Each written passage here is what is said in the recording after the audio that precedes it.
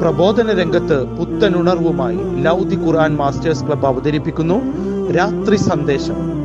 എന്നും രാത്രി 9 മണിക്ക് യൂട്യൂബിലൂടെ പ്രസംഗ പരിശീലന കളരിയിലെ പഠിതാക്കൾ നിങ്ങൾക്കായി ഒരുക്കുന്നു. കേൾക്കുക, പ്രബുദ്ധരാവുക, മറ്റുള്ളവരിലേക്ക് എത്തിക്കുക. അൽഹംദുലില്ലാഹ് വസ്സലാത്തു വസ്സലാമു അലാ റസൂലിൽ അമീൻ വഅലാ ആലിഹി വസ്ഹബിൽ അജ്മഈൻ. ലൗദി ഖുർആൻ മാസ്റ്റേഴ്സ് ക്ലബ്ബിലെ എൻ്റെ ശബ്ദം ശ്രവിക്കുന്ന മാന്യ ശ്രോതാക്കളെ, അസ്സലാമു അലൈക്കും വറഹ്മത്തുള്ളാഹി വബറകാതുഹു. പ്രിയമുള്ളവരെ, ഒരു പ്രധാനപ്പെട്ട ഒരു വിഷയം എന്ന നിലക്ക് ഇന്ന് ഞാൻ നിങ്ങളുടെ മുന്നിൽ അവതരിപ്പിക്കാൻ ഉദ്ദേശിക്കുന്നത് ഇസ്ലാമിക പൂർവ്വകാലഘട്ടത്തിലെ വൈദികനായ ഇബ്നു സീന, അവിസന്ന എന്ന പേരിൽ അറിയപ്പെടുന്ന ഒരു വൈദികനെ സംബന്ധിച്ചാണ്.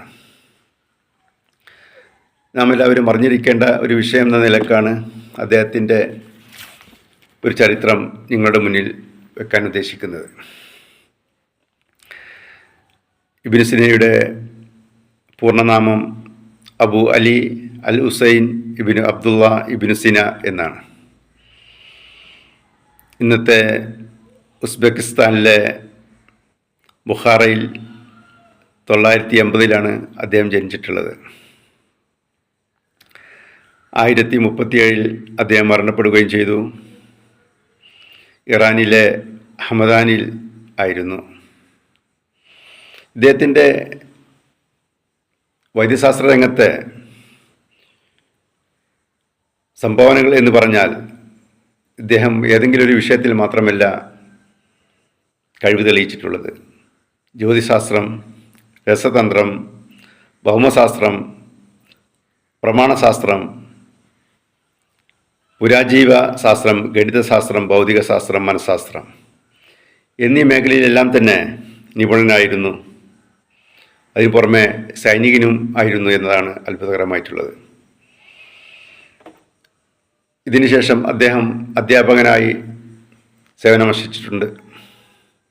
വൈവിധ്യമായ വിഷയങ്ങളുമായി 450ഓളം പുസ്തകങ്ങൾ ഇദ്ദേഹം രചിച്ചിട്ടുണ്ട്. 240 പുസ്തകം ഇപ്പോഴും നിലനിൽക്കുന്നുണ്ട് എന്നതാണ് ഏറ്റവും വലിയ അത്ഭുതകരമായി നമുക്ക് മനസ്സിലാക്കാനുള്ളത്.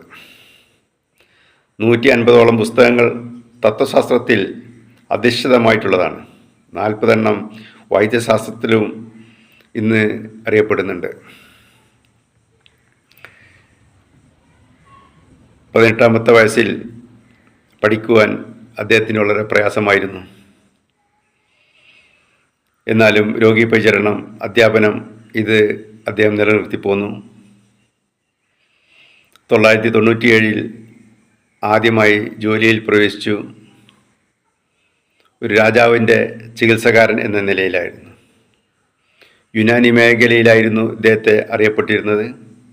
1025 പേർഷ്യൻ ആദ്യ പുസ്തകം രചിക്കുകയും ശരീരശാസ്ത്രം എന്നതിൽ വളരെയധികം കഴിവ് തെളിയിക്കുകയും അറിയപ്പെടുകയും ചെയ്യുന്ന ഒരു പുസ്തകവുമായിരുന്നു. സാംക്രമിക രോഗങ്ങളും ലൈംഗിക രോഗങ്ങളും എങ്ങനെ മാറ്റിയെടുക്കാമെന്ന് അദ്ദേഹത്തിൻ്റെ കൃതിയിൽ നാം മനസ്സിലാക്കാൻ സാധിക്കുന്ന ഒന്നാണ്. അസ്സലാമു അലൈക്കും.